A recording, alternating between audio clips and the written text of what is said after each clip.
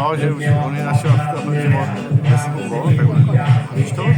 Ještě napadlo, já jsem byl ještě cvičit, že byl cvičit, takže v Baťovu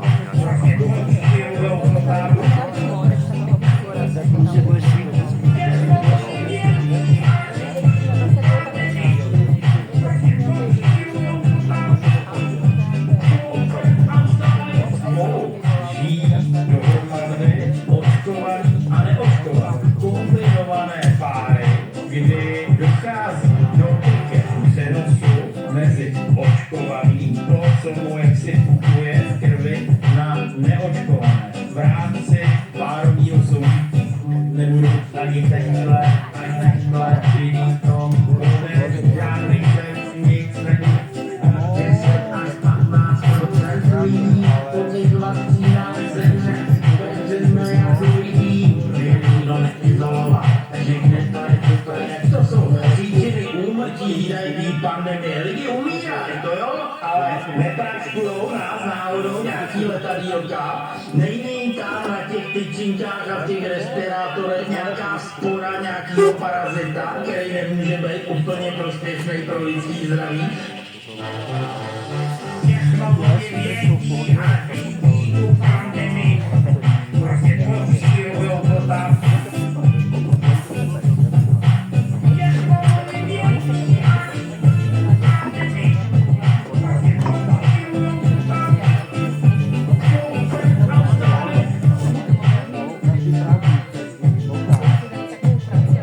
Tak čau, krásné, báječné, úžasné, sobotní odpoledne tady. Jo, ten potlesk patří vám všem, kteří jste se odpoutali od domácích povinností a zavítali jste celkem na unikátní kombinaci vědy, vědeckých důkazů a laického pohledu nepravomocně odsouzeného dezoláta, dezinformátora, konspirátora, který měl pravdu, na rozdíl od těch odborníků, kteří takový odborníky nebyli, na rozdíl od těch vládních představitelů, kteří vás buzerovali, zavírali v lockdownech a nechali se údajně napálit. Tady evidentně pomůže jenom rozbor vlastní krve, jestli se nechali zabodat nebo ne. To je takový test na pravdu, ale všeho do času a říkalo se, že ani ty očkovací látky nebyly tak skvělé, jak se říkalo, postupně se snižovala jejich účinnost a vlastně všechno začalo 13. března před 6 lety a v tu dobu nějak jsem byl natolik smělý a odvážný, že jsem si všimnul na síti otevřeného dopisu paní doktorky Soni Pekové, která na rozdíl od jiných je skutečně soudní znalkyní v oblasti mikrobiologie a genetiky a napsala otevřený dopis. Nebylo jí lhostejno, co se děje u nás, protože navštívila pana doktora Rainera Filmicha v Německu ve vězení, což byl velmi záslužný počin i z hlediska evropského rozměru a na vlastní oči vlastně viděla to, co se děje, že je vlastně zneužito cokoliv k umlčení názora, který je jiný, oponentní, který není v tom proudu, o kterým se smí mluvit a který se vysílá v televizi. Ostatně podle toho vypadají i rozsudky soudů, že dokud to není v televizi, tak to jako není pravda. Je to dezinformace. Nevím, co budou dělat teda teďka po té aktivitě, která se valí z Německa, kdy vlastně tento měsíc tady byla patoložka. To jsou moji nejoblíbenější lékaři v době covidové, protože oni to všechno zveřejňovali, ty útvary, slepence, který vytahovali z cévního systému. Já jsem to zveřejňoval, Facebook to blokoval, pak mi mazal stránky, jo, takovýhle koloběh to mělo, takže doktor Ryan Cole, doktor Hodkinson z Kanady, doktor Richard Kaufman, doktor Sucharit Bagdi, ten není, myslím, patologem, ale vrtal do toho podobně jako já už od 13. října 2020, kdy už jsem viděl, že moje maminka je na tom špatně, takže už v té době jsem cítil, že se něco děje divného. Ještě jsem neviděl video jiného lékaře, Petersona Piera, který zveřejnil během 2 minut, pouhých 2 minut zabíjení lidí v té přípravné fázi, protože pak tam byla fáze vystrašit a zabodat. Jo? To byla 3. finální fáze a jsem moc rád, že tady máme paní doktorku Soňu Pekovou, která jako jedna z mála koukala do 34 šarží, které byly, a zvu jí sem na pódium a dneska a zvu sem i za organizátory další dámu, Ivetku Halberstadt, která je tady za místní organizátory, která zajistila ten sál. Poprosím. A Kačinku mojí.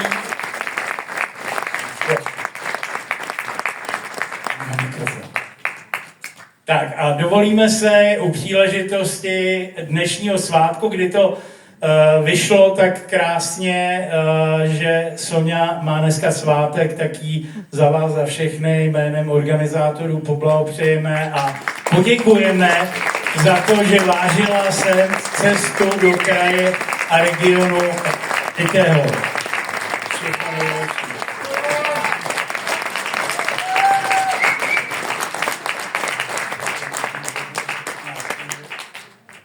Tak a já budu pokračovat v té story. Soňa si tady může sednout, protože měla strach teda původně, že budu mluvit díl než ona, tak ne. Ujistím vás, že jste tady přišli na Soňu správně, protože ona jediná viděla ty látky v mikroskopu. Jo, posaď. Takhle jsem. Chtěli, aby seděla, jo, tady mi pošeptali do ucha, ale zatím se brání, mně se to úplně nepodařilo, takže na 110 dnů jsem byl ve vazbě a můj rozsudek je zatím na 3 roky nepodmíněně za údajné šíření poplašné zprávy, což byla zpráva uklidňující pro spoustu z vás, že si to nemyslíte jenom vy, že je to nesmysl. A vlastně ten impuls, který byl od smrti mojí mamči, která zemřela 20. října, takže vlastně já jsem začal vysílat týden před její smrtí, aby to nebylo zbytečný, a úplně jako podle toho protokolu doktora Petersona Piera se jí odpojily játra, ledviny, za což může, nevím, jestli se to dá jmenovat lék Remdesivir, protože zabil 53% lidí u viru Ebola v Africe a fungoval tak velmi spolehlivě jako zabiják i za covidu. A rovněž kvóta zemřelých 8 z 10 u nás. Ve Wuhanu to bylo 95% lidí na intubaci, na ventilátorech. To vytvářelo ty covidové oběti. Jo? Žádné létající, neizolované částečky, které by na vás útočily, kdy roušky fungovaly jako drátěný plot proti mouchám, kdybyste si to tak představili. A o tomhle všem bude možnost dneska podiskutovat a v rámci debaty a besedy se Soňou Pekovou získat vlastně náhled toho, jak to vypadá, protože paní doktorka byla 26. ledna na semináři COVID-19 ve sněmovně, kterou organizoval pan doktor Reichl jako vládní poslanec, a nevšiml jsem si, že by se něco stalo. Takže 2 měsíce uběhly a vystoupení z VHO nikde, možná je to tím, že nekoukám na televizi, ale nikde jsem si nevšiml, že by Babiš tohleto udělal. Nevšiml jsem si, že by byla zrušena národní očkovací strategie, protože píchnout si do sebe látku neznámého původu, která, jak Sonja zjistila, obsahuje látky, které nejsou deklarovány. To je na tom nejhroznější a potvrdil to vlastně hlavní toxikolog firmy Pfizer, doktor Helmut Sterz, který odhaduje počet pozabíjených lidí v Německu na 60 000 a měl v Bundestagu, ne v přísálí nebo někde, ale měl přímou konfrontaci a grilování s poslanci tento měsíc a připojil se k těm všem dalším patoložka Ute Krüger, další z těch oblíbených mých patologů, byla v Praze celkem nedávno a věřím, že tady ta naše dnešní akce naváže na tohleto, protože je potřeba pravdu o covidu a o této pandemii lidem říkat, protože oni toho evidentně sami nenechají, protože Adam Vojtěch je tam potřetí a potřetí je covidovým ministrem. Já teda nikdy bych nenominoval někoho, kdo 2krát se nechal napálit a oklamat, aby se tam zase natahal tu partičku rádoby odborníků a o tomhle všem v rámci volné debaty toho, co vás zajímá, můžeme dneska diskutovat. U Ivetky by tam u vchodu mohly být papírky pro ty nesmělé, který chtějí radši svůj dotaz napsat a donést toho sem k nám. Potom bude možnost samozřejmě se zeptat mikrofonem, který může kolovat a bude tady vlastně program sestávající se z 2 částí hlavních. První hodinka bude mít pro kuřáky hlavně důležitá informace 15-minutovou pauzičku. S Karlem jsme se domluvili. Karle, kolik jim dáme? Dáme jim 15, protože 20 to by bylo moc.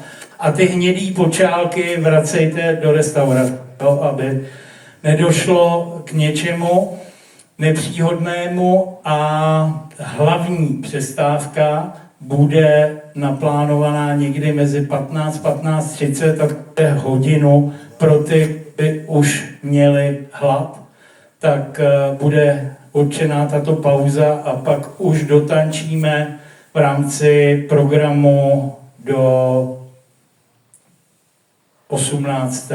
nebo budete-li chtít do 19. hodiny. Sonja tlumočila zprávu, že pan Marian Kotleba, který měl dorazit kvůli nemoci, nedorazí, takže toto je autentická omluvenka. A teď ještě možná na začátek máme připravený krátký videoklip, ale možná před ním by Sonja řekla, jak vlastně došlo k tomu, že se vydala do Německa a jak tenhle ten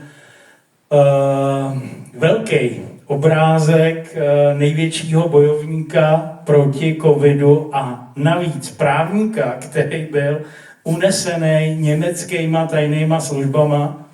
To se mně teda nepodařilo, na mě mířili jenom samopalama chlapci z protiteroristického komanda v rámci podání vysvětlení, takže tenhle únos z Mexika vlastně do Německa a 2,5 roku ve vězení pro právníka, který má obrovské množství materiálu právě o COVID-19, tak tohle antré nechám Soňu dát a potom v sále zhasneme a bude tma. V té tmě ten, kdo ukradl tu tlačenku a čokoládovou kouli, ať ji vrátí tady na ten stůl, jo? Takže jsme domluvení a předávám slovo našemu váženému hostu a jsem moc rád, že jste dorazili a že dorazila i paní doktorka. Drazí přátelé, já jsem opravdu moc ráda, že jsem tady s váma, že se toto uskutečnilo a doufám, že ten dnešní den náš společný bude pro vás zajímavý, že si odnesete hromadu informací a rovněž i nějakých myšlenkových konstruktů, které si potom sami doma ještě v hlavě zpracujete, abyste si to ujasnili možná lépe, nebo nějak byste nějak sedlo. Ale to, co možná bych chtěla říct úplně na začátek, poděkovat teda Pavlovi, ale chci vám říct, že já když ho poslouchám, a my jsme se potkali opravdu po mnoha letech až teď poprvé a předtím nějak se naše cesty dnes sešly a teď se sešly a já když ho poslouchám a on třeba říká o nějakých jako hrozně ponurých věcech a člověk by měl pocit, že by měl natahovat ten obličej, já se na něj dívám a já se prostě pořád jako v sobě směju, že jako z něho ten jako humor hroznej. A teda ne hroznej. My už jsme vyhráli, ale ano. Jenom to musí proběhnout. No. Jenom to oni ještě nevědí, i když všechno vědí. Jo? Už to vědí, no ale z něho jde takovej humor a takové vlastně, jako v něm to je, jako kdyby se to v něm smálo a akorát on říká hrozně závažné věci. A úplně to z něj jde, ale dneska bych chtěla, aby to bylo ve stejném stylu, protože já vám budu říkat hromadu závažných věcí, ale je to už víc než zřejmé, že to máme v kapse.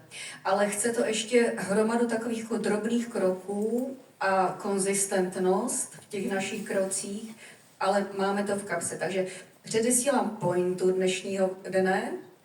Myslím, že vás to bude bavit a možná vás některé věci překvapí, protože já jsem se rozhodla už dávněji, ale když jsem se vrátila do toho společenského prostoru po nějaké delší době, tak jsem se rozhodla, že zásadně to, co budu dělat ve prospěch lidí, tak budu říkat nahlas, pravdivě, otevřeně, a že se to někomu nelíbí, nebo někomu tím šlápnu na kuří oko, tak pro mě není žádný argument, protože už dost toho bylo.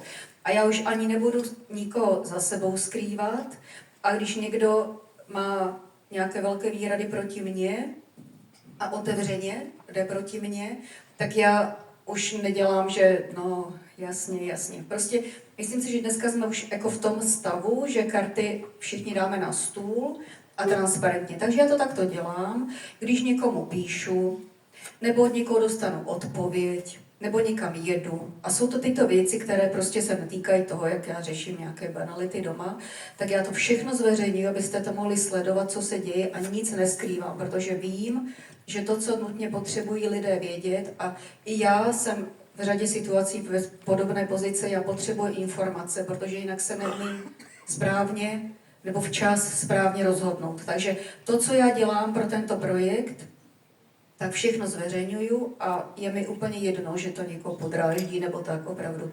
A já jsem se vrátila do projektu C19, COVID-19, poté, co jsem teda navštívila Rainera Filmicha ve vězení a myslím si, že to bylo z toho důvodu, jak ten, kdo to tady celé, prostě tento vesmír prostě designovan, to jako to je taková jasná, jedna z premis a tak mě tam prostě vrátil a potřebovala jsem to vidět na vlastní oči, protože je to preferovaná možnost, ne, že mi někdo něco řekne, sdělí nebo tak, já tam prostě jedu a je to jedno, že to je prostě 800 kilometrů, sednu do auta, jedu se podívat na vlastní oči a jedu si s tím člověkem promluvit a jela jsem tam a to kvůli tomu, že mě předtím kontaktovali nějací lidé, abychom natočili takové krátké video na podporu Rainera Filmicha, protože je ve vězení. A my jsme spolupracovali v roce 2020-2021, on chystal takzvanou velkou porotu. On si vlastně zval lidi z celého světa, aby mu reportovali o tom, co se děje v jednotlivých zemích. Takže měl tam lidi z medicíny, z laboratorního sektoru, z práva, z ekonomiky, ze sociálních věd. Prostě on to bral úplně jako kombajn ze všech stran. A já jsem tam teda byla, měla s ním interview a jako svědeckou výpověď na téma těch laboratorních věcí. A tam jsme se potkali a potom to nějak utichlo a my jsme si všichni tak nějak jsme byli rádi, že jsme a tak nějak jsme zase začínali žít. No až jsem se potom dověděla, že vlastně je ve vězení a to takovým způsobem, že svět jako kdyby na něj zapomněl. No a kontaktovali mě lidé ze Švýcarska, abychom natočili takový pořad na podporu Rainera Filmicha, tak a kontaktovali prostě lidi z Ameriky a různě jako, takže jsme udělali takový jako 2minutový, já jsem prostě jako řekla, kdo je Rainer Filmich a proč si ho vážím a tak. No a takhle jsme se vlastně skontaktovali, vzniklo takové jako mezinárodní video. No a potom mě kontaktovali opět a ta dáma, která se jmenuje Seba Terribellini, tak jsme se tak jako začali víc přátelit. No a tak jsme se domluvili, že je možné se zajet podívat přímo za Rainerem Filmichem, že on na to umí zařídit. Takže toto byla vlastně ta spojka, jak jsem se tam dostala. No a když jsem se, a k tomu vám potom ještě řeknu, že to je rovněž důležité, že to je důležité v rámci celého toho konceptu té hry. No a když jsem se odtaď vracela, tak jsem měla těch skoro 800 kilometrů na to, abych se to zvážila, rozmyslela a věděla jsem, že se vracím zpět a že je potřeba udělat ještě hromadu práce, konzistentní a odhalit, odkrývat, obracet ty kameny a vlastně exponovat míru milovným způsobem ty, co si nahoře myslí, že na ně nikdo nedošáhne, že jsou beztrestní a nesmrtelný, tak položit těch kamenů a těch informací, otočených kamenů informací na stůl už takové množství, že to nebude moct nikdo z nich ustát. A už potom, ale až potom, dojde teda na otázku, jak s tím naložit, jestli koho trestat, jakým způsobem, ale ještě pro nás, než tam se dostaneme, je hromada práce, aby jsme vlastně odkryli finanční toky, kudy to všechno teklo, kdo to organizoval, kdo v tom jel,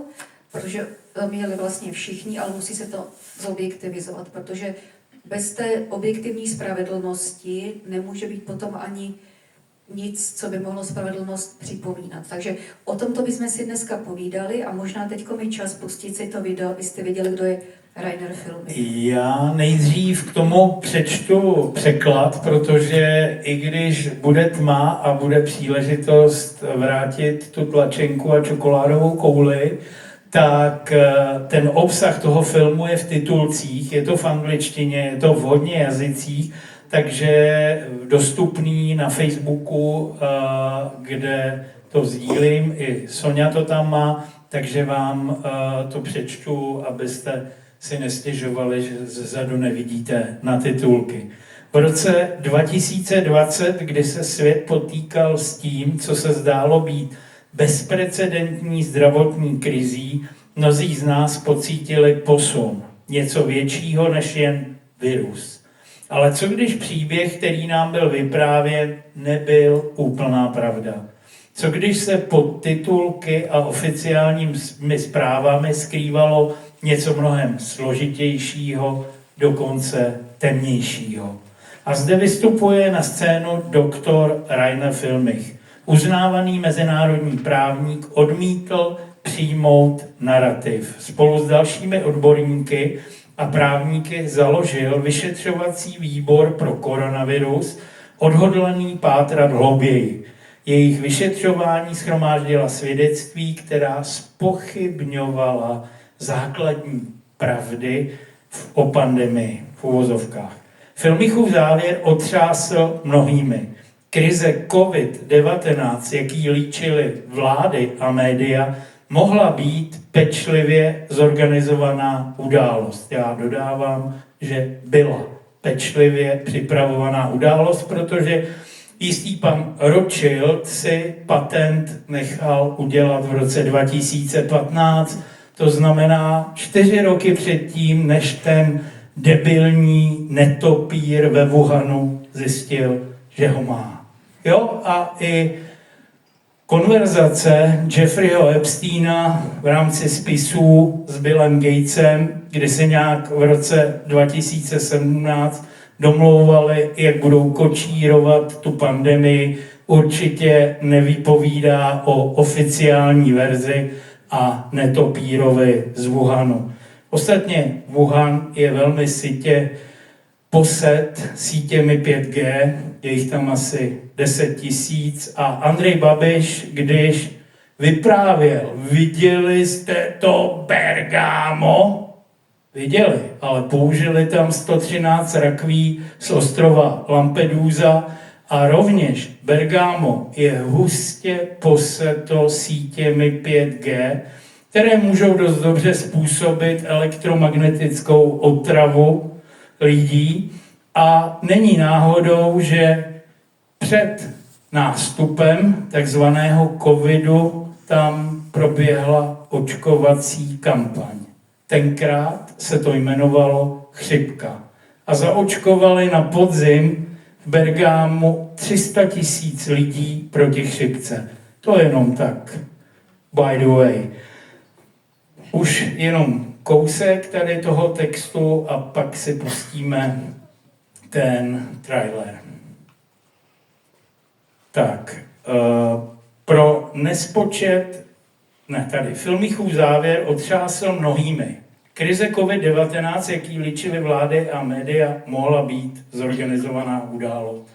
A donutila lidi k podávání injekcí obsahujících nezveřejněné látky. Údajně se mluví o 20 000 šarží, dokonce 26 000 od velmi malého počtu firem a paní doktorka viděla 34 šarží z nich, který dovezl nějakým způsobem pan doktor Kotlár ze Slovenska, kde tyto šarže byly k dispozici. Já jsem ostatně na začátku hnedka navrhoval, jak by se to mělo udělat, aby lidi měli jistotu. Já jsem dokonce volal a scháněl vakcínu ve Švýcarsku a možná, že kvůli téhletý aktivitě nějak přišlo na to, že vakcína musí být skladována na minus 70 stupňů a já jsem fakt žádný takovýhle mrazák neměl, protože já jsem to chtěl dovízt první a dát to našim politikům, vládě, aby tam manifestačně se postavili, ale ne placebo, namátkou vybrané šarže. Teď vím, že bych jim vybíral šarže začínající písmenem E, to jsou ty nejvíc smrtný, aby to potom bylo jednodušší, ale bohužel k tomu nedošlo. Politici, poslanci, vláda tohleto odmítli, i když to by byl takovej nejlepší test, protože pokud pro panstvo by byly vakcíny dobrý, tak by byly dobrý i pro lidi. Jinak mě nenapadlo, že pokud se tohle nestane, takže si to určitě píchnout nedám, protože je paradoxní, že lidi třeba měsíce studujou parametry svého nového mobilního telefonu, ale je jim úplně jedno, co si nechají stříknout do ramene a jaký to má složení a jak to funguje, když byly obejity jakýkoliv bezpečnostní standardy, kdy pan doktor olympijského týmu Voráček říkal, jo, já bych se dal píchnout, ale testoval to někdo 5 nebo lépe 10 let. No netestoval, tak až to bude hotový, tak potom se ozvěte. Jo, to byl ten, který v letadle měl nakazit půlku našeho týmu. No a co říct závěrem? Pro nespočet lidí po celém světě se Rainer Filmich stal víc než jen právníkem. Stal se majákem naděje, hlasem, který se postavil proti lockdownu, povinnému očkování a tomu, co mnozí považovali za porušení osobní svobody a lidských práv. Vířili otázky, bylo to porušení Norimberského kodexu? No bylo, ve všech 10 bodech. Hlasy disentu se však často setkávají s odporem. V zákulisí údajně mocné síly pracovaly na umlčení Filmicha a jeho spojenců. A pracují na tom dodnes. Pak přišla šokující zpráva. V říjnu 13. 2023 byl doktor Filmich unesen v Mexiku tajnými službami a nelegálně uvězněn, deportován do Frankfurtu a uvězněn v Německu.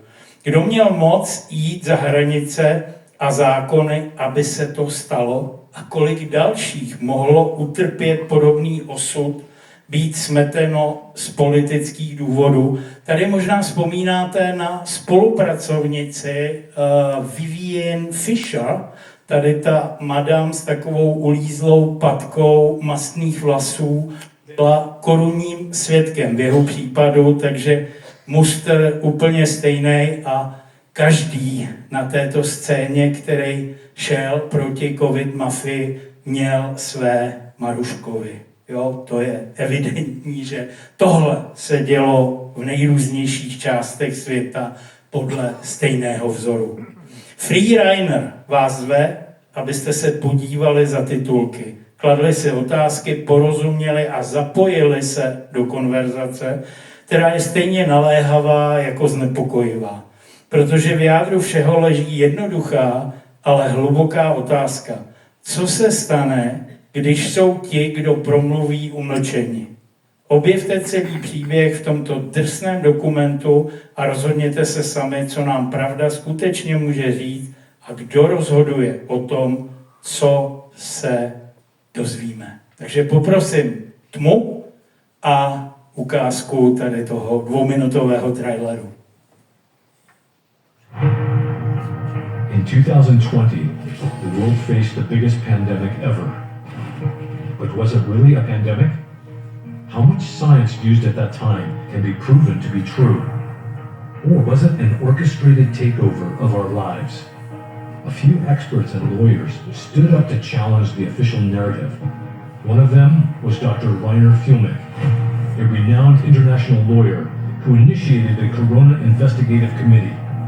After collecting many official testimonies with other experts, he came to the conclusion that the whole COVID pandemic was a lie to force people into getting injected with undisclosed substances. Fuellmich became the voice of the people worldwide who were fighting against vaccine mandates and lockdowns. He was the last hope to bring these people to jail for crimes against humanity. Was this a violation of the Nuremberg Code? The governmental and corporate forces behind the pandemic were working furiously to stop Fuellmich at any cost. In October 2023, Fuellmich was kidnapped in Mexico and brought to a German jail illegally. Who are they? Why did they remove Fuellmich from exposing the criminals behind the COVID fraud? How is it possible that these government forces can act outside the laws anywhere in the world? And how many others have been jailed and carried away illegally for political reasons? Find out with this hard-hitting documentary, Free Reiner.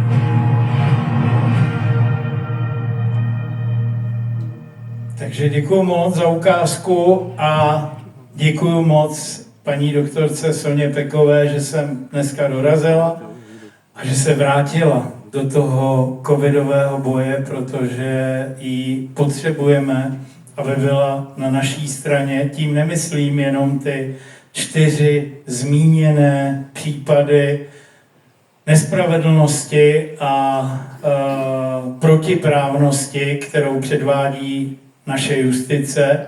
Myslím tím všechny případy, včetně i dalších skutků, jako je údajný terorismus Tomáše Čermáka a dalších. Takže předávám slovo paní doktorce a děkuju.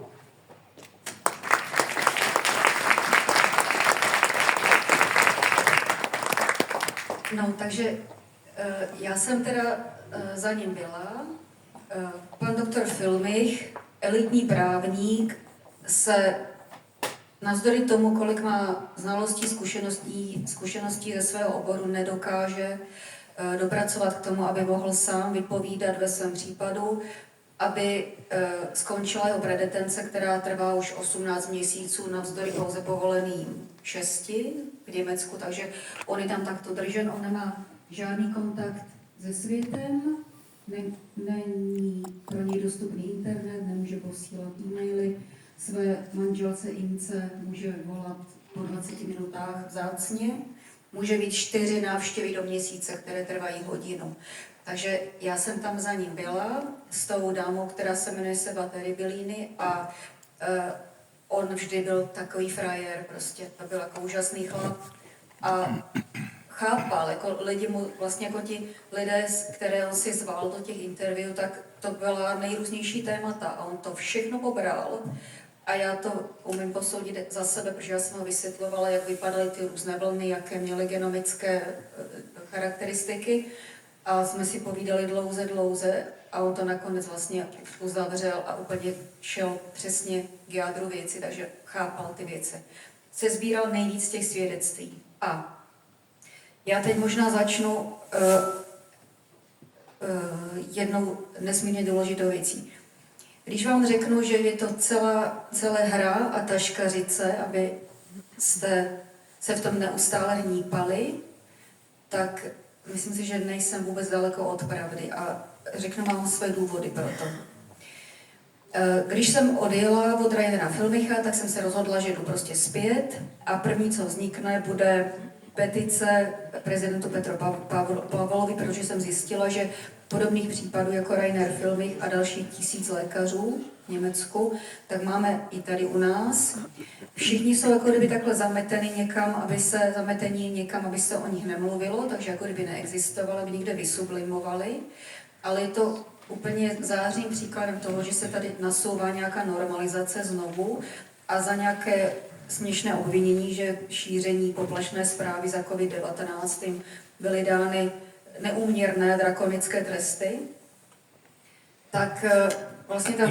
Já jestli můžu tady do toho vlítnout, já jsem viděl rozklad právní tady tohoto úkonu šíření poplašné zprávy, protože paní doktorka Sonja popsala 4, nebo respektive zmínila nejméně 4 tyto případy, tak můžu mluvit konkrétně, protože jediný já jsem vyfasoval 3 roky nepodmíněně, nepravomocně, stále čekám na termín odvolacího krajského soudu, protože ten spis má zhruba 2000 položek, jo? Protože jsem tam předložil obrovské množství důkazů, tak tohle policie odložila 22. dubna 2022, v mém případě u poloviny videí, pak nějak 9 měsíců byl asi vyšetřovatel na rizikovém těhotenství nebo něco a až když jsem začal kandidovat na prezidenta, tak začali sledovat znova ty už jednou odložená videa, protože poplašná zpráva musí hrozit bezprostředně.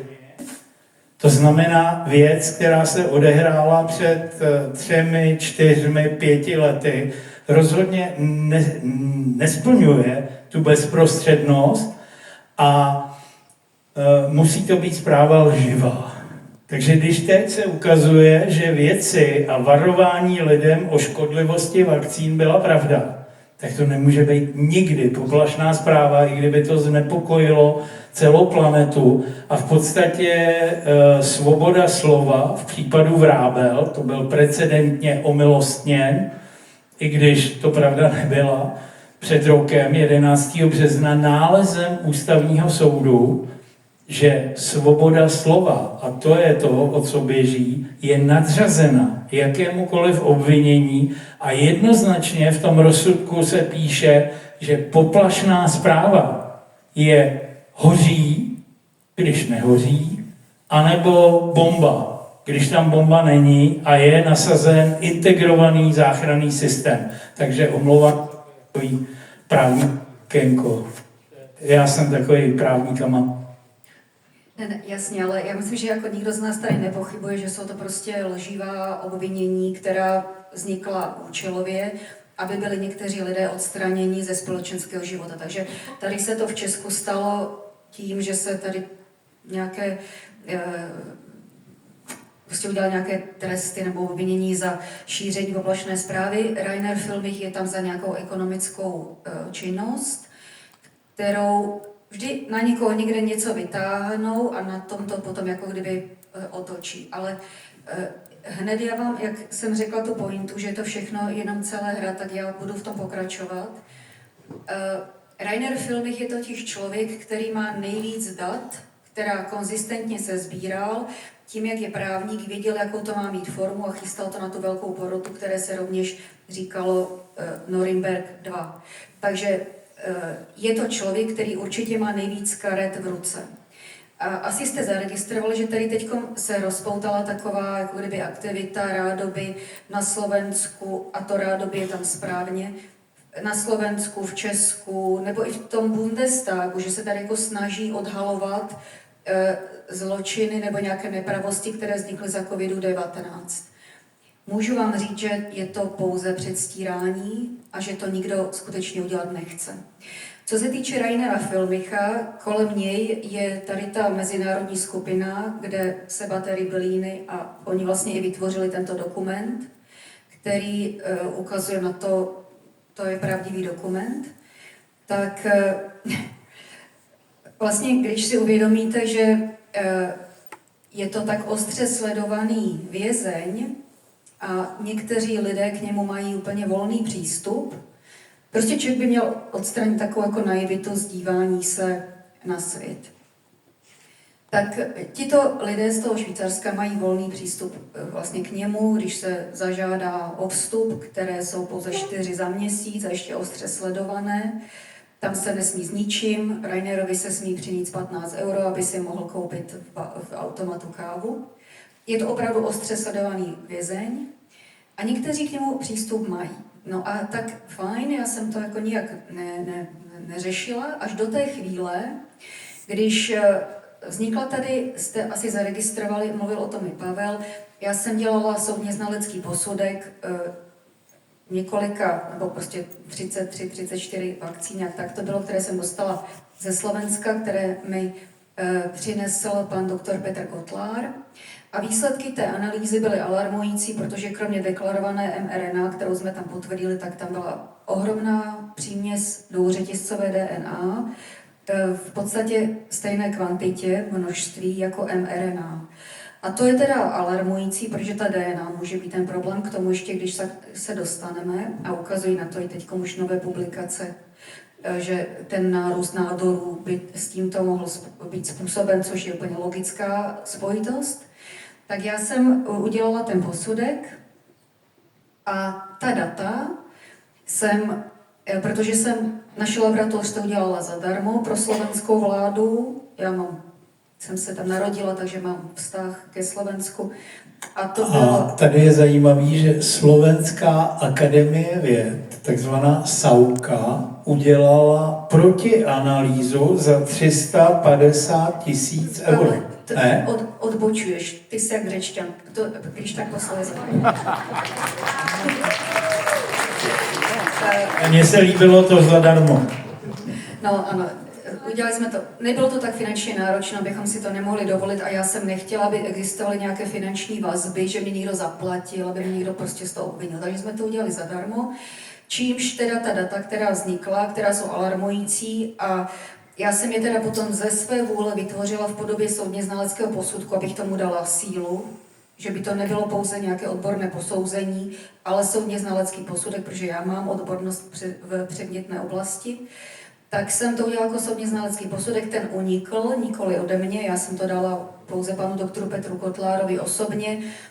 Uniklo to na internet, lítalo to všude možně, potom ta data byla ještě i opublikována ve veřejném prostoru odborném, takže z mé strany je vlastně hotový projekt, ale ta data, protože jsme to financovali my, tak v podstatě mám na ně jako kdyby nárok. Takže já jsem udělala to, že jsem řekla, a vracím se k osobě ze Švýcarska jménem Sebastian Bellini, že bych chtěla tady ta data, aby dostal pan doktor Petr Stassen, což je nizozemský právník, který 9.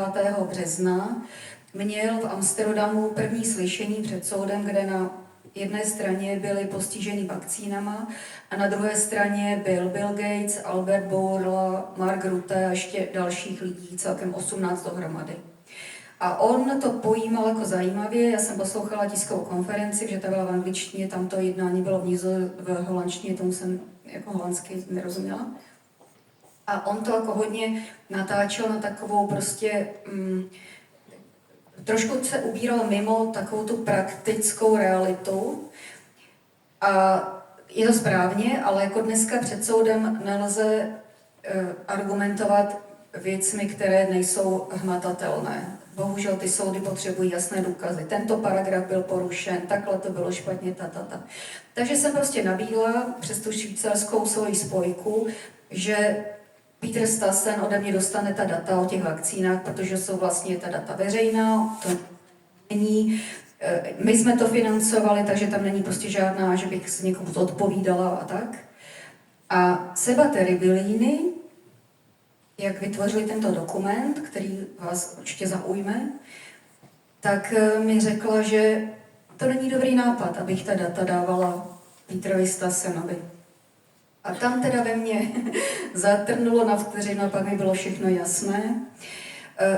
Oni chodí kolem Rainera Filmicha jako nějaké osvobozující mírové komando, ale ani tam není žádný cíl nebo skutečný záměr ho z toho vězení dostat ven. Protože tím, že budu mluvit o spiritualitě, tak to je pěkné, ale tím nepřesvědčím soudy. Ale soudy přesvědčím tím, že řeknu, že ty vakcíny obsahují nedeklarované součásti v této ohromné kvantitě na základě soudně znaleckého posudku soudního znalce z České republiky, která je součástí Evropské unie, takže to má vlastně jako evropskou platnost potažmo. A ta data byla opublikována v mezinárodním časopise, takže lze se o ně opřít. A Seba Terribilini mě řekla, že to není dobrý nápad, abych to neudělala. Že není dobrý nápad, abych to udělala. Prostě mě poradila, abych to neudělala. Tak já jsem se na to vyspala a druhý den jsem všechna ta data poslala Peterovi Stassenovi od sebe přímo. A chci tím jenom říct, a napsala jsem Rainerovi Filmichovi, že my si píšeme, on píše na psacím stroji, jak za krále Klacka. Prostě oni ho úplně odřízli. Tak my si píšeme a tak jsem mu napsala, jen bez komentáře, co se vlastně stalo, aby věděl, kdo tam o ní pečuje. Takže ani tam v Německu kolem Rainera Filmicha není vlastně skutečná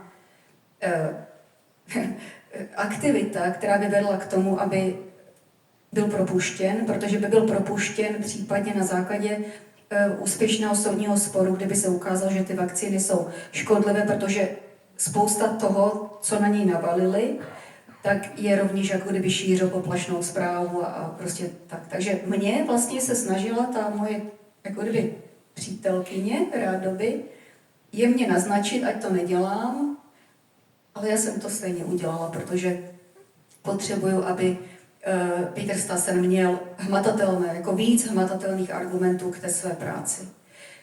A potom tady v Česku byl na parlamentní, takže v Německu je to hra. I kolem Rainera Filmicha toto nádherné video, a nechci, abyste byli zklamaný, já chci, abyste věděli, abyste měli v ruce hratelné karty.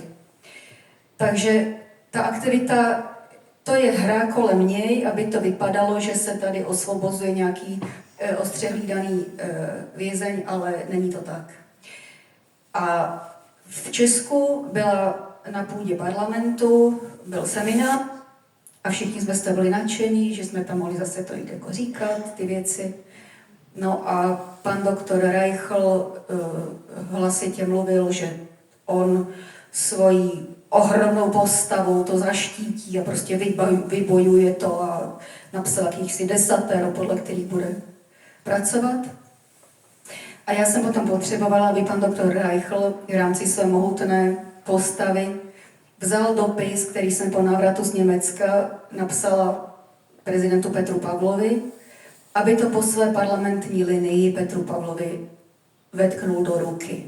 Že to nedělat jako občan z ulice, ale chci, aby to dostal vlastně od poslance, což má daleko jako jinou asi sílu, nebo prostě má být zaručeno, že se to tam dostane.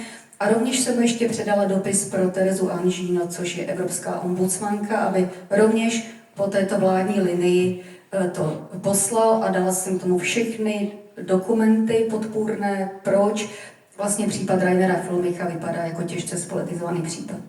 Pan doktor Jindřich Reichl nikdy ten dopis nepředal, ani na jedno, ani na druhé místo, ale alespoň o tom nevím, protože já jsem to potom poslala po své ose, jako běžný občan doporučenou poštou, jak do Štrasburgu, tak prezidentské kanceláři a odpověděli mě na tento můj dopis, který jsem tam poslal osobně. Takže byl tady nějaký seminář na parlamentní půdě a všichni jsme se z toho měli radovat a předstírat, že se něco děje, ale v Česku se neděje vůbec nic. Není tady žádná aktivita, která by skutečně a upřímně vedla k tomu, aby se zločiny, které vznikly za COVID-19, odhalily.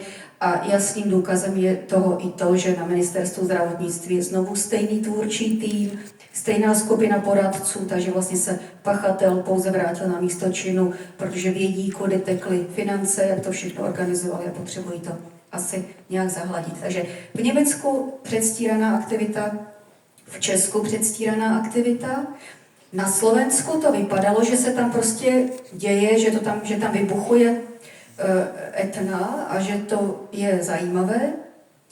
A já jsem tenkrát dostala od pana doktora Petra Kotlára ty vakcíny, které jsem zanalyzovala, vznikl z toho ten soudně znalecký posudek, odborná mezinárodní publikace, data unikala, tak potom tam byl nějaký směšný rozpor z Akademii věd. A potom se stalo, že pan doktor Petr Kotlár dostal trestní oznámení za to, že šíří poplašnou zprávu, nebo co si podobného, jak tady naši 4 a vlastně tím klíčovým důkazem na jeho obranu byl soudně znalecký posudek, který jsem napsala já, že ty vakcíny jsou opravdu nebezpečné, protože jsou potenciálně nebezpečné, protože obsahují nedeklarované součástky.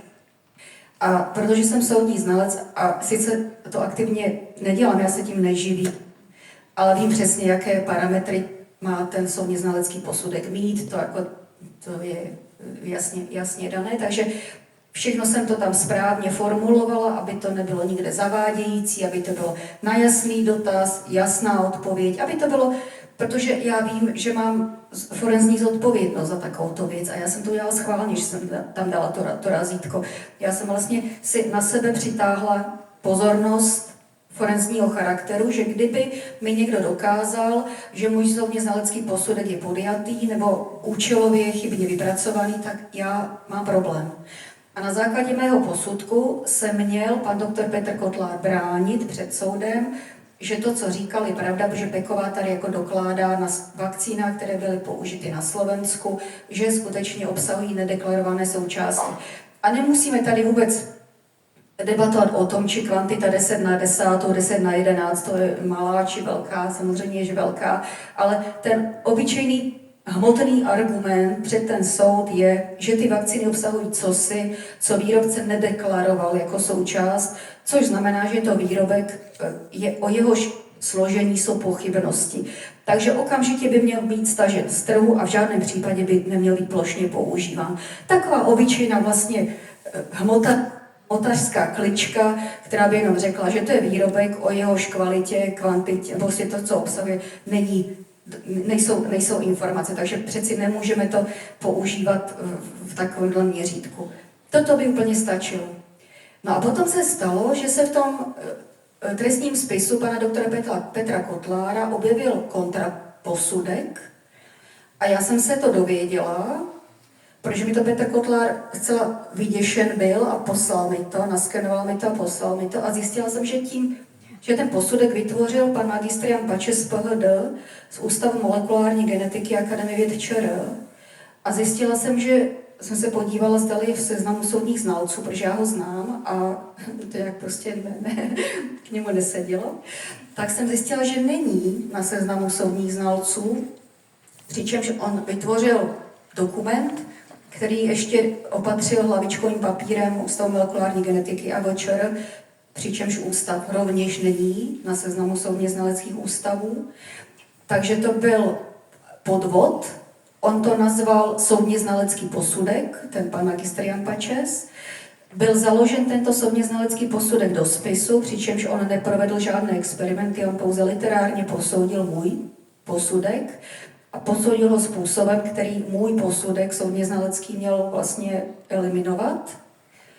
A pokud by toto se nezjistilo a v tom trestním spisu by to zůstalo, no tak pokud není žalobce, není ani soudce. Prostě by to tam zůstalo jako soudní znalecký posudek. A samozřejmě vyšetřovatel si může přivolat ad hoc soudního znalce, ale pouze v případě, pokud v předmětném oboru není nikdo dostupný.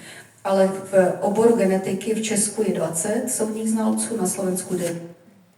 Takže ten trestní vyšetřovatel obešel legislativu a ilegálně, nebo prostě protiprávně si přivolal člověka, který od roku 2020 je podjatý, protože proti mně vystupuje mediálně neustále. A on samozřejmě patrně na zakázku byl tento soudně znalecký posudek. Což by jako, to jsme roztrhali na kusy, protože je to teda podvodník, ale mainstream o tom neřekl ani slovo, přičemž to je taková ryba, že to by těch kliků nazbíralo hodně.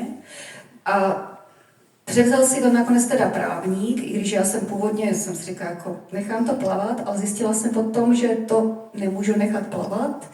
A to z toho důvodu, že pan Marian Kotleba, který tady dnes měl být, ale pro nemoc není, tak mi volal a říkal, že je potřeba podat trestní oznámení na toho soudce na Slovensku, že si tam přivzal ad hoc vlastně, že to udělali podvodem.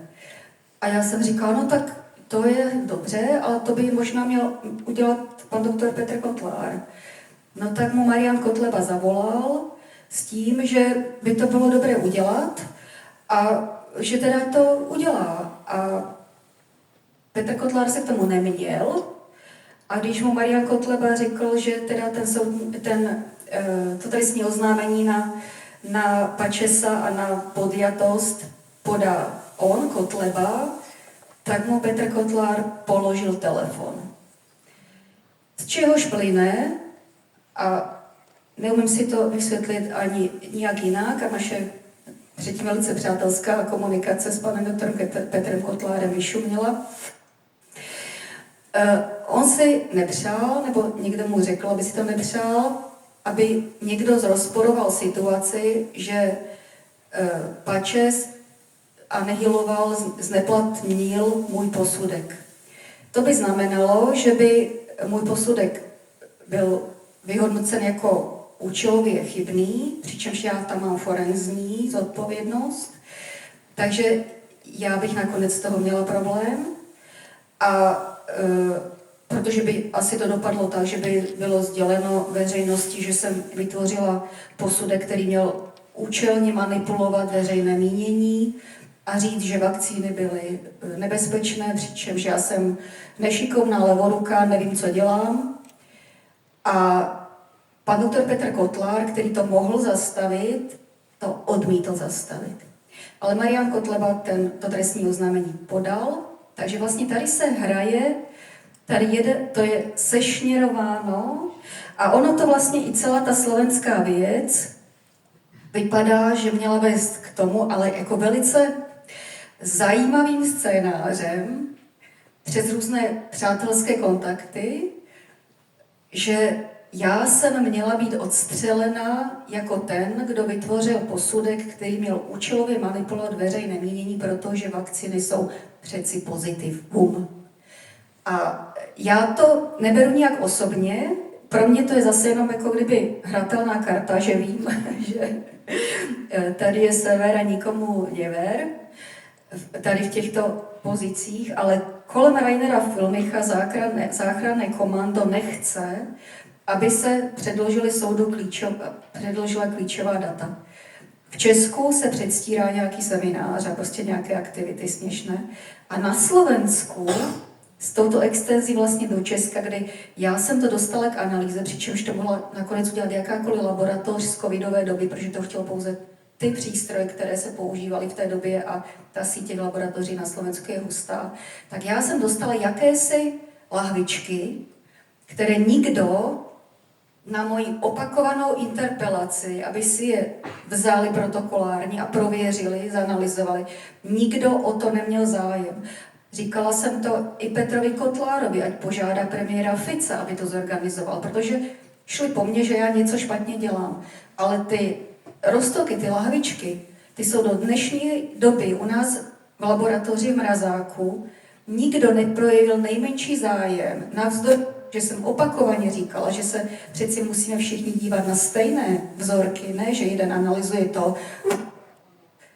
Takže tady je vidět, chci vám jenom říct, že tady není vůbec žádná snaha o odhalování zločinů za COVID-19 a každý, kdo se o to snaží, tak má být nakonec vlastně uvařen, ale nikoli způsobem křikem nebo nějakýma prostě jako vyhrůžkama, ale velice jako sofistikovaným způsobem, že člověk se spřátelí, jako kdyby s tím člověkem, který ho nakonec má dovést k tomu, aby to nedopadlo dobře. Takže mě to vlastně začíná bavit, protože je to zajímavá šachová hra a já jsem se rozhodla, že už prostě, já chci vědět, kdo zatím je, co to má být. Takže já jsem otevřeně poslala ta data Petrovi Stasenovi do Nizozemí. Otevřeně vám tady říkám, co s prominutím za výraz, za ptáci, to jsou ti lidé, kteří se tady snaží, že se bude něco odhalovat a ještě se tváří jako vaši kamarádi. Takže jenom abyste věděli, že je to opravdu velká taškařice, která a v Německu jsem přes nějakou osobu kontaktovala Christinu Anton, což je která v Bundestagu organizuje rovněž odhalování zločinů proti. A řekla jsem jí, že přeci mají tady v Bremerfelde ve vězení klíčového, který má všechny informace, aby se podařilo A ona řekla, že v žádném případě ne, protože je to kriminálník, který ukradl peníze. A já jsem říkala, ale on má tady obhajobu, která říká, že to tak nebylo, že to je prostě účelně zmanipulováno. Možná tam něco finančního bylo, ale i kdyby ukradl všechny prachy světa, tak to, kolika lidem pomohl, aby se zorientovali v té nepřehledné situaci, kolik životů zachránil, tak by mu mělo být ještě doplaceno. A tato západní mentalita, která všechno počítá v penězích, tak nemůže odlišit zlato a bláto a oni se odmítají jakýmkoliv způsobem angažovat v případě Rainera Filmicha, protože je to ekonomický zločinec a ukradl nějaké peníze.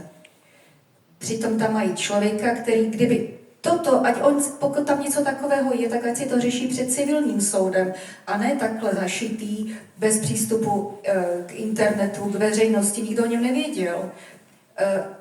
Tak ať si to řeší civilním soudem, to se nás přeci netýká. Nás se týká jiný projekt, kterému on se věnoval a to byl obrovský projekt globálního charakteru. Takže Německo samotné, které jakože bojuje a chce odhalovat, tak má klíčového člověka ve vlastním vězení a odmítá ho pustit ven, protože prej ukradl nějaké peníze. Tak já nevím, co je cílem, jestli je cílem odhalit zločiny proti covidu, anebo jenom si hrát a natahovat veřejnost, že se tady něco děje, aby jsme se takhle scházeli a diskutovali a že kdo a co a tak. Takže já jsem se vrátila 6. února do covidové problematiky a napsala jsem hromadu dopisů, nějaké odpovědi jsem dostala, navštívila jsem osobně lidi, kde jsem si myslela, že by to mohlo protlačit prostě tu situaci a můžu vám říct, že tady žádná takováhle upřímná snaha není a každý jeden, kdo se proti tomu staví, tak proti němu tím nebo oním způsobem jdou, což ale není vůbec žádný problém, pokud máte pravdu a držíte si konzistentně svoji linii, tak já jsem zářný příklad toho, že je to bezbolestné, že oni jenom dělají bu a nic se vlastně, a už ani bu nedělají. A než jsem se do toho covidu vrátila, tady nějakým řízením prostě ze zhora, tak já jsem se snažila lidem říct, ať se vynasnaží prostě ten problém pustit. a zapátrat v sobě, proč, pokud je to nějakým způsobem postihlo, je, že jim to zničilo rodiny, biznesy, zdraví a podobně, proč se to účastnili tím způsobem, jak se to účastnili. Proč si to nechali píchnout, proč se tak nechali vystrašit. Aby zapátrali v sobě, kde mají ty slabé stránky a ty slabé stránky vyřešili, aby když to přijde znovu, což není vyloučeno, že v nějaké podobě toto strašení přijde znovu, aby to vyvzdorovali racionálně, lépe, prostě s lidskou důstojností, aby se nenechali manipulovat jako dav ovcí. A když jsem toto říkala, tak mě říkala, ty jsi nějaká idealistka a prostě co.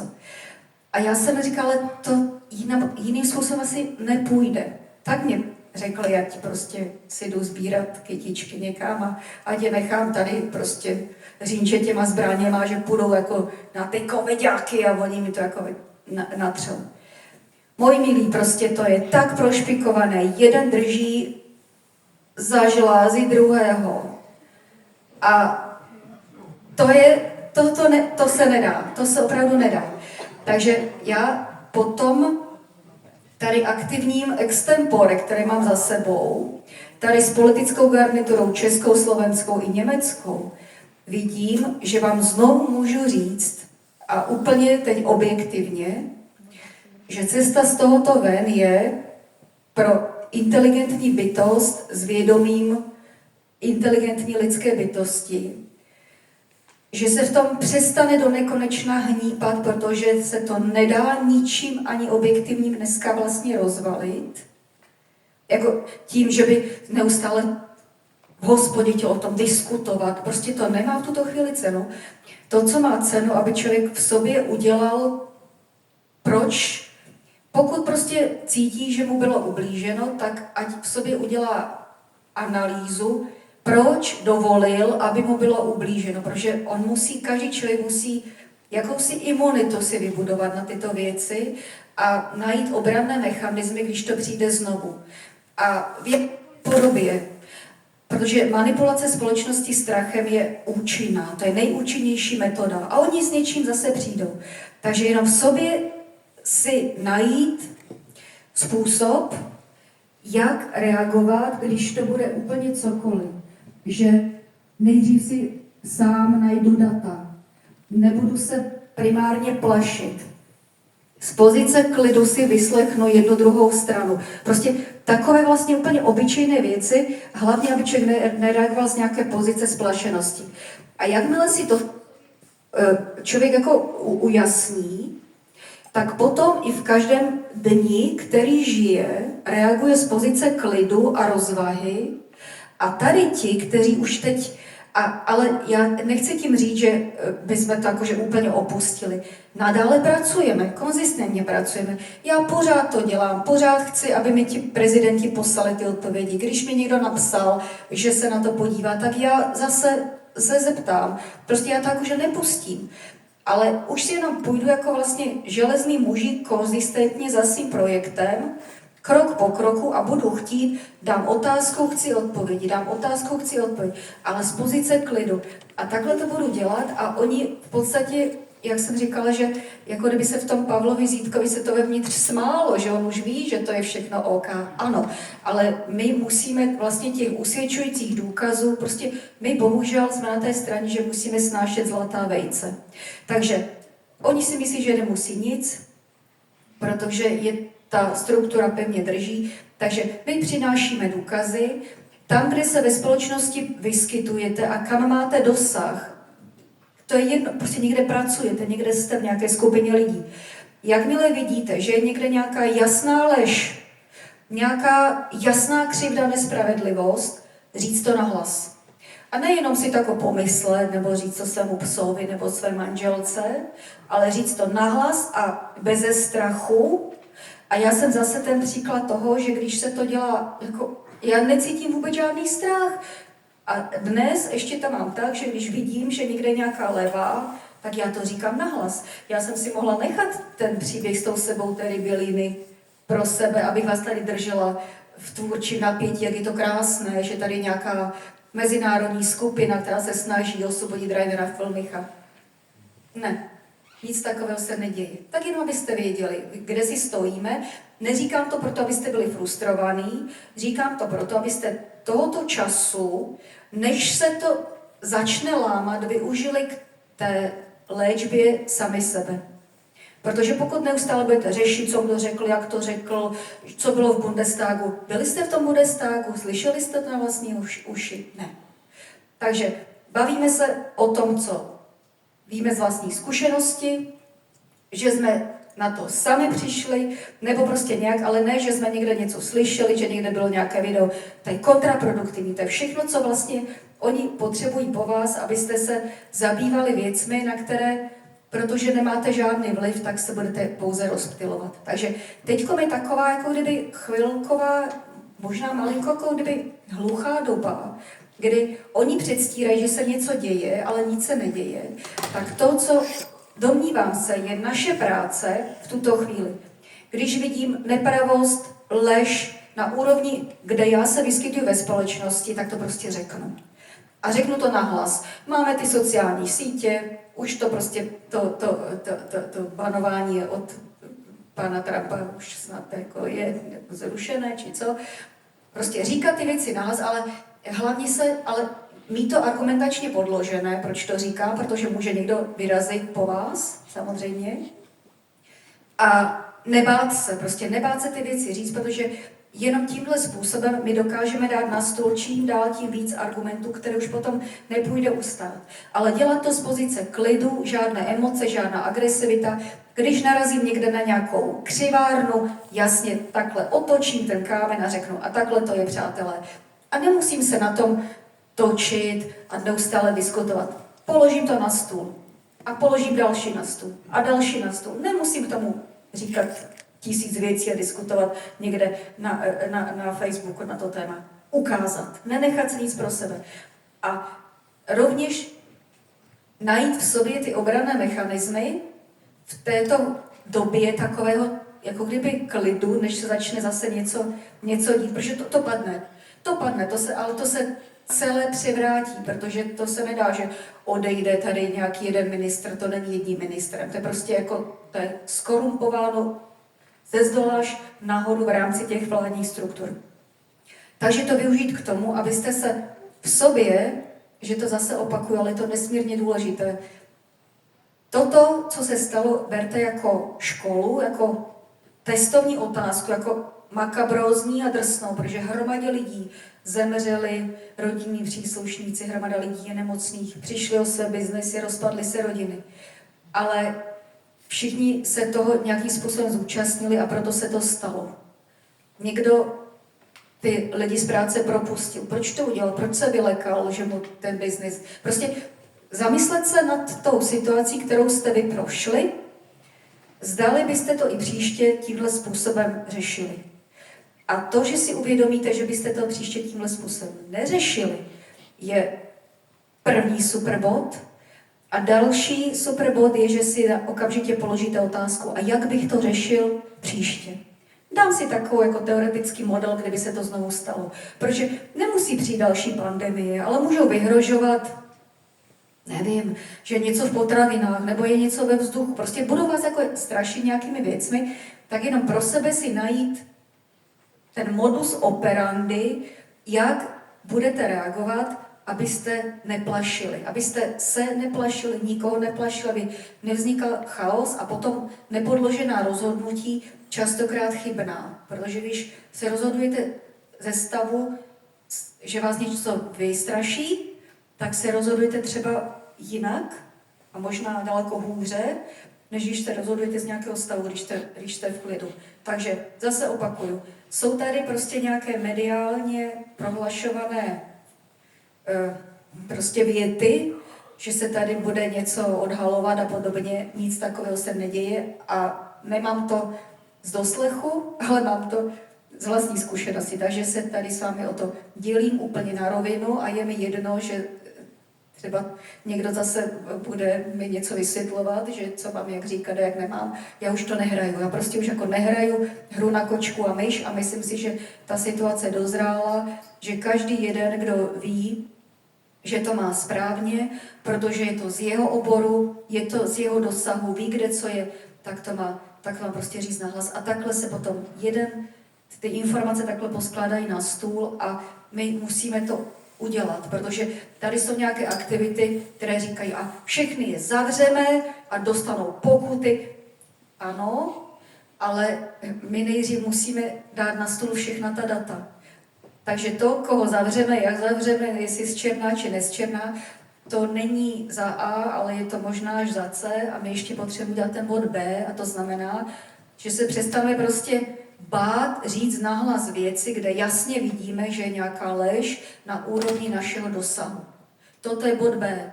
A až potom se můžeme dohadovat o tom, co uděláme těm, kdo to způsobili. A tam ještě nejsme. Takže aby člověk přeskakoval ten bod B, který ještě od nás obnáší hromadu práce a konzistentně a žádné hypotetizování, ale kde jsem si jist, že mám prostě 30 let praxe a vidím, že je ta zástrčka přepolovaná, tak to prostě řeknu. Jako tímhle způsobem, kde jsem si úplně jist. A každý z vás, když tady sedíme, tak tady nikdo není, tady vidím jednoho juniora, ale tak jako máme všichni zkušenosti tam, kde jsme se pohybovali z práce, z praxe, víme. Takže držet se, prostě stát si za svým, za svojí odborností, tam, kde se pohybujete. I když je to odbornost, řeknu, jak se dojí kráva. To je úplně jedno, to vůbec nemusí být odbornost profesorského charakteru. Prostě kráva se dojí tak, že se šáhne na té cecíky a tahají se cecíky a netahá se za ocas.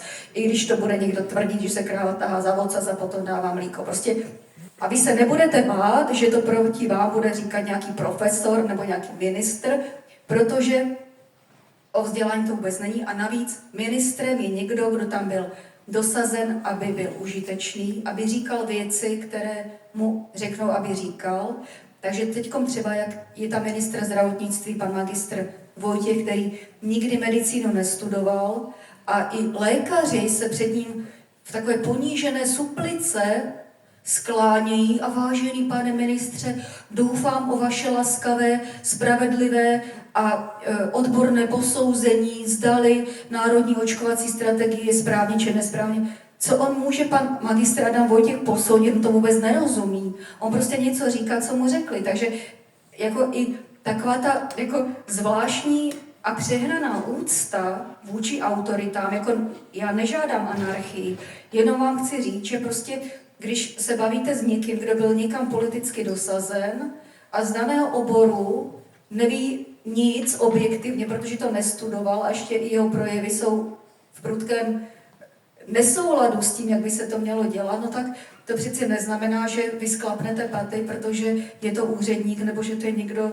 někde. Jo? Takže člověk má v sobě jako najít tu svoji lidskou důstojnost a pokud dovolí, aby někdo mu nějakou myšlenku vnutil, v žádném případě ne, ale podsunul tak, aby se nad ní zamýšlel, tak by to měl být člověk prostě s nějakou morální integritou, s nějakými znalostmi v oboru. Prostě nebudete poslouchat někoho, kdo přeci vůbec ničemu nerozumí a přijde vám prostě dělat domů, nevím, topení a přitom peče housky, jo. Tak takové jednoduché.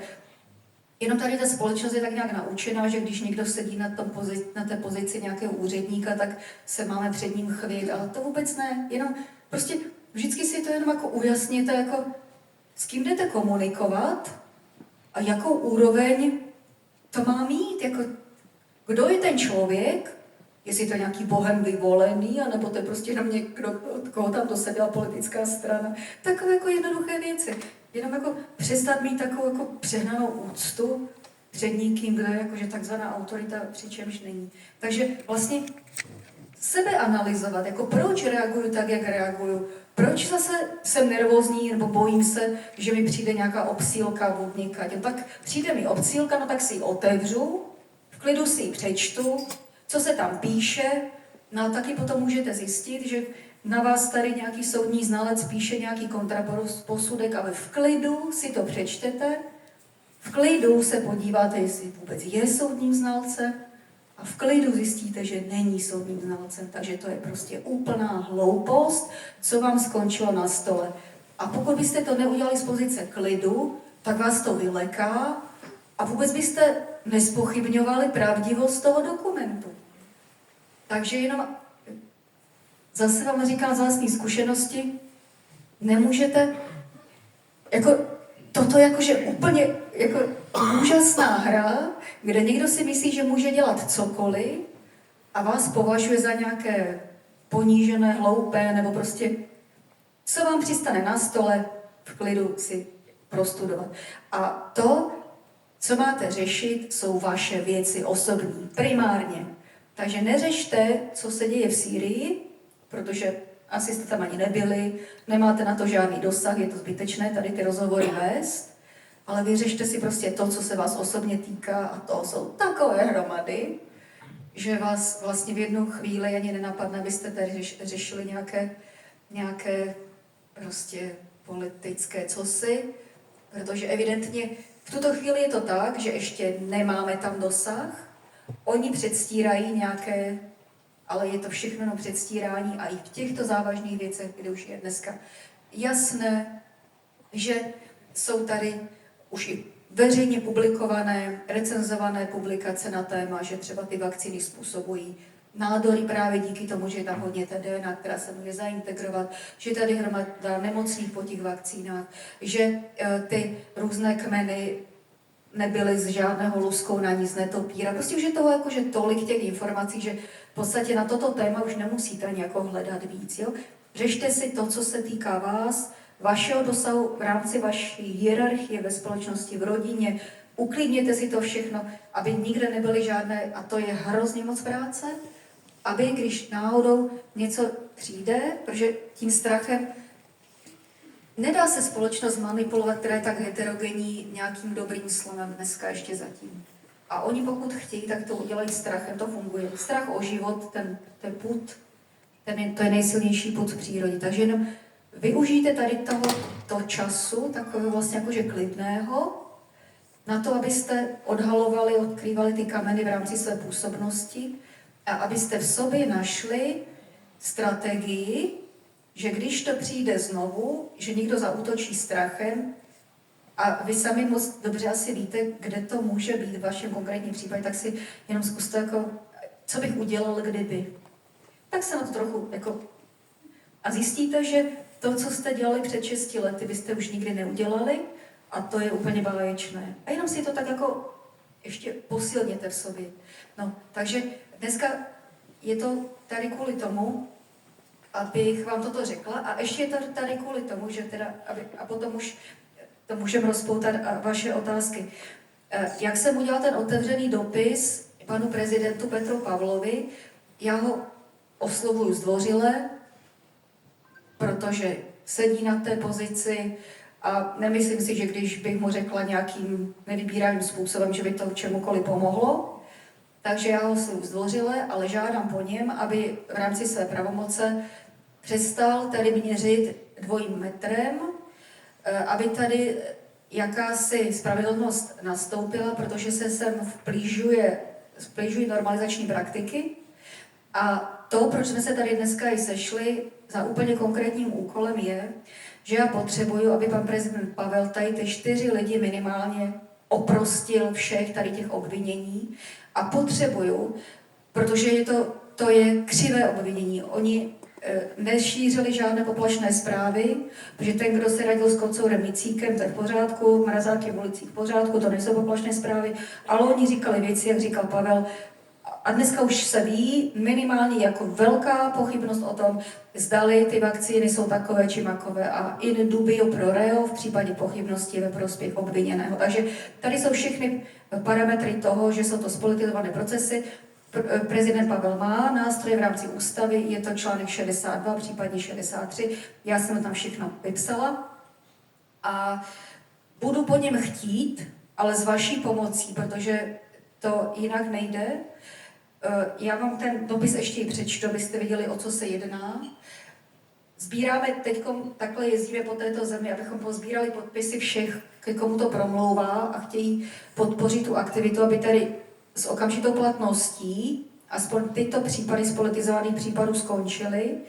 A to potom může být použito jako precedens pro země na západ od nás, protože tam se ta normalizace nasunula úplně strašně rychle, oni jako nečekali takovou levou od svých vlád, že tam vždycky byla ta demokracie a svoboda.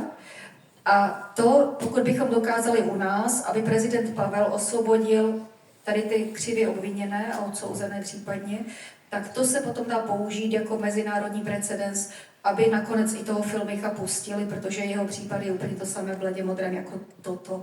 A je tam dalších 1000 lékařů obviněných či dokonce ve vězení za tyto věci v Německu a se to vlastně jako šíří po celém světě.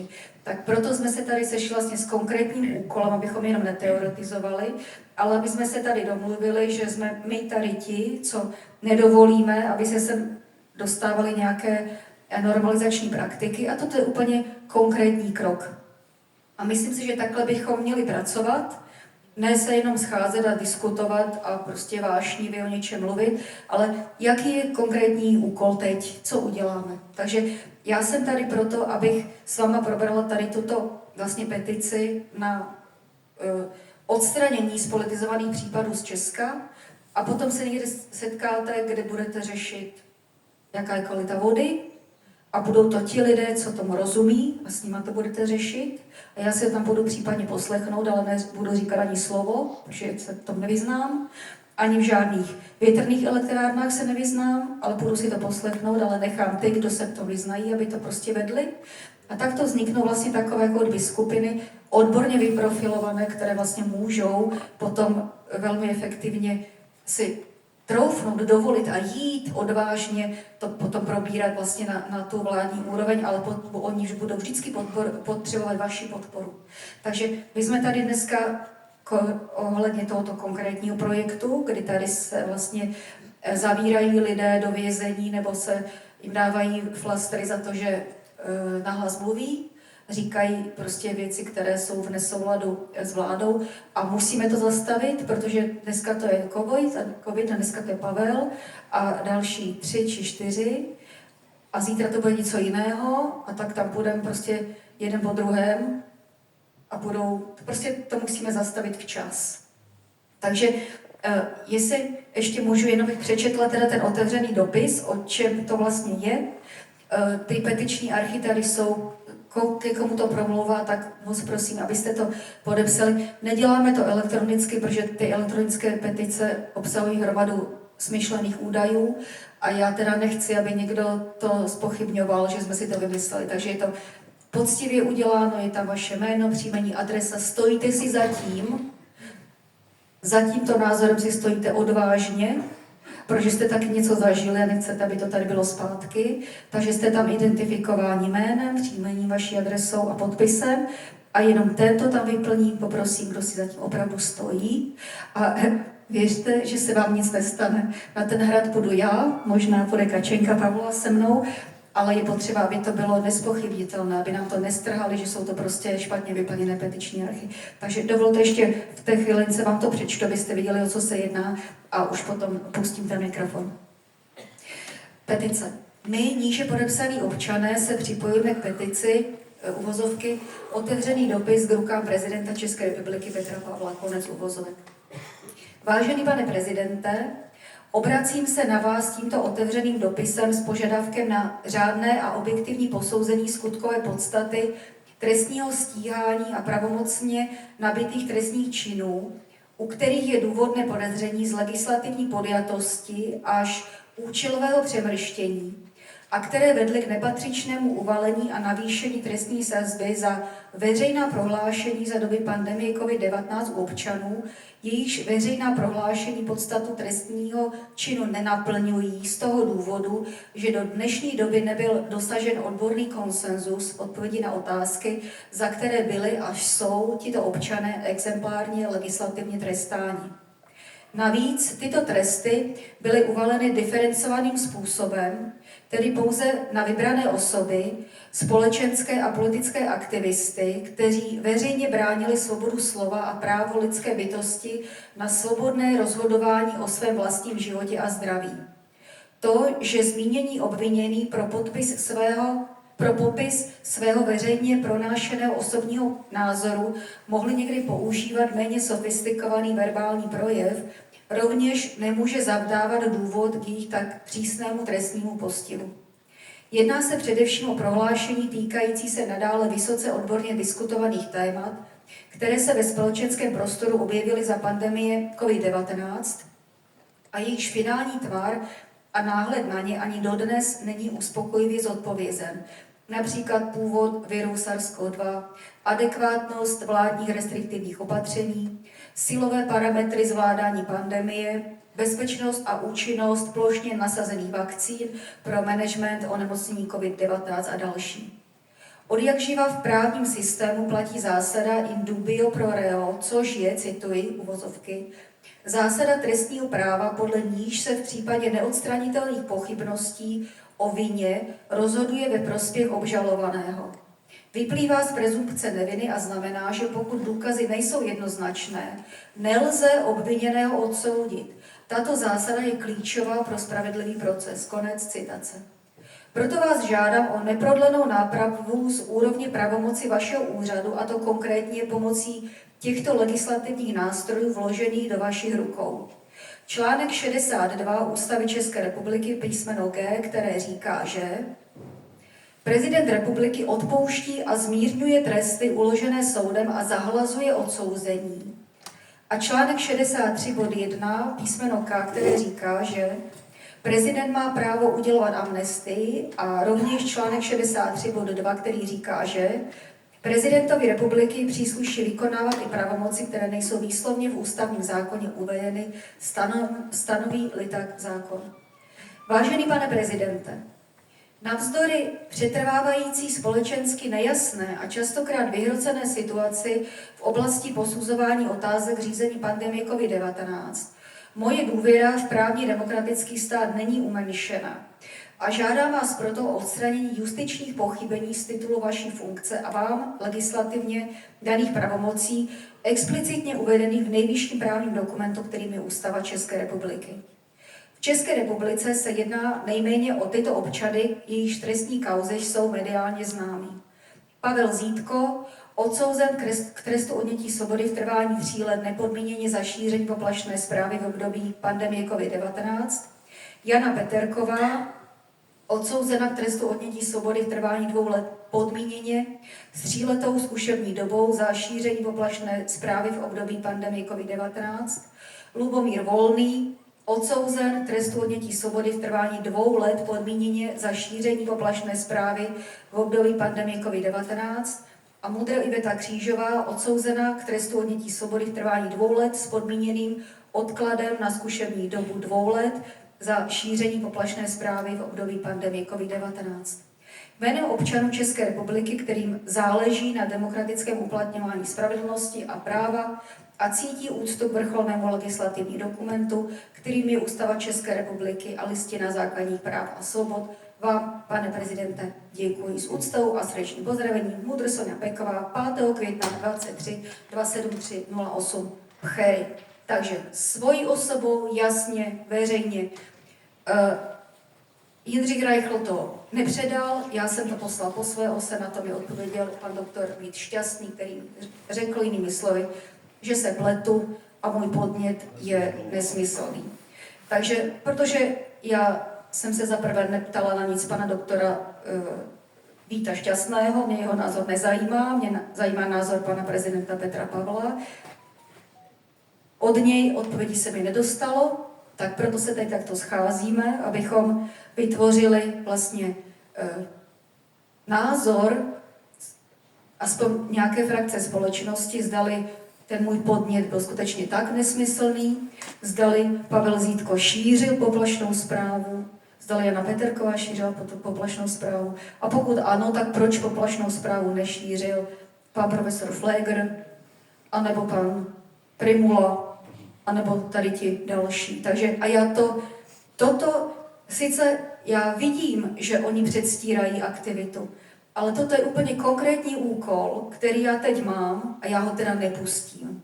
A já to tam prostě dotáhnu na ten hrad, ale potřebujeme, aby vy, kdo s tím souhlasíte, že ta normalizace, která je tady jasně popsaná, aby to sem prostě nepřišlo znovu zpět, abyste nám pomohli tím, že to podepíšete vlastnoručně a přiznáte se k tomu svému názoru. Nic víc netřeba, jenom vaši osobní občanskou odvahu. A za to já vám předem moc děkuji, proto jsme se tady sešli a to, co jsem vám řekla na začátku, není proto, abych vás frustrovala, ale proto, abyste věděli, s jakýma kartama se hraje, abyste tady to období využili ke své vlastní retrospekci, abyste se připravili případně, abyste tu imunitní odpovědi budovali, když se s tím antigenem znovu potkáte.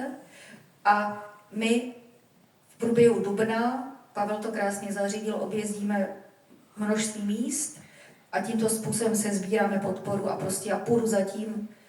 A už potom to bude jako jiná zpráva, protože já jsem občan České republiky, já chci mluvit s tím prezidentem, mám tady za sebou podporu tisíců občanů, tak chci jeho čas. A vysvětlím mu to a zeptám se ho, proč on ignoruje to, co mu ústava ukládá. A nemůžeme z toho rozhovoru odejít s tím, že mi řekne, že můj podnět je mylný. To prostě není možné.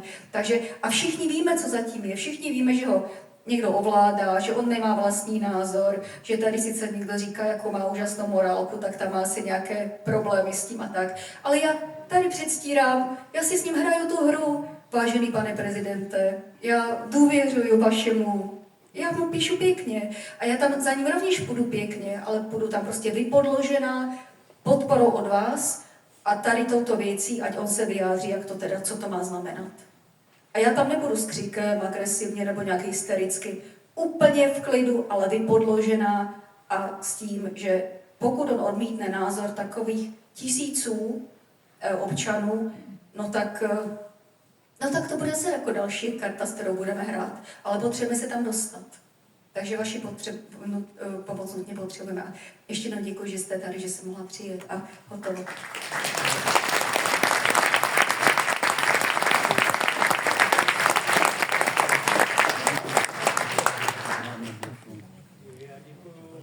Já děkuji paní doktorce za milou první část a jsem znova moc rád, že jste se tady sešli v takovémhle počtu, hlavně napříč názory, ať respektujete veřejnou korporaci Česko, ať už jste na straně Československa, ať už jste přijeli odkudkoliv z naší země v srdci Evropy, tak tady to je společný jmenovatel, že prostě záležitost, která se tady odehrála a měla prvky genocidy národa a měla jednoznačné výsledky, tak tady na tomto místě u této dámy jsou připravený podpisy a potom ještě u Ivetky by měly být taky připravený, takže tam to můžete podepsat a v podstatě tady už si nemusíme po více jak 5 letech hrát na to, že něco bude. Tady ty výsledky jsou vidět ve špitálech, jsou vidět na hřbitovech, jsou vidět v nejnižší porodnosti na našem území od dob Marie Terezie, protože ÚZIS prozradil data, který se týkaly 1,3 milionu žen. Prozradili je veterináři Romanu Kovaříkovi a tam jednoznačně stojí, že za katastrofální propad porodnosti o 1/3 ze 112 000 nově narozených dětí v roce 2021 to pravidelně klesalo zhruba o 10% na 76 000 nově narozených dětí v roce 2025 a to je nejnižší porodnost na našem území od dob Marie Terezie, kdy se porodnost začala sledovat. Je to demografická katastrofa a není možno schovávat a strkat hlavu do písku s tím, jak je to vynikající a výborný, protože ty výsledky jsou viditelný a nejlepší nakonec bylo za ten propad porodnosti mohou výhradně zaočkované maminky. Ty neočkované rodí stále stejně, tam to nekleslo. Takže díky moc tady za tuto první část. Máme tu 4hodinovou pauzu, ve 3 hodiny pokračujeme v další části. Tady jsou papírky vepředu k dispozici na dotazy, protože i na vaše otázky, co vás zajímá, dojde a samozřejmě kvůli tomu jste přijeli a kvůli tomu jste tady a můžete se pak zeptat i do mikrofonu. Takže díky moc a jak zaslechnete všechno oni vědí, tak začínáme druhý kolo. Díky moc.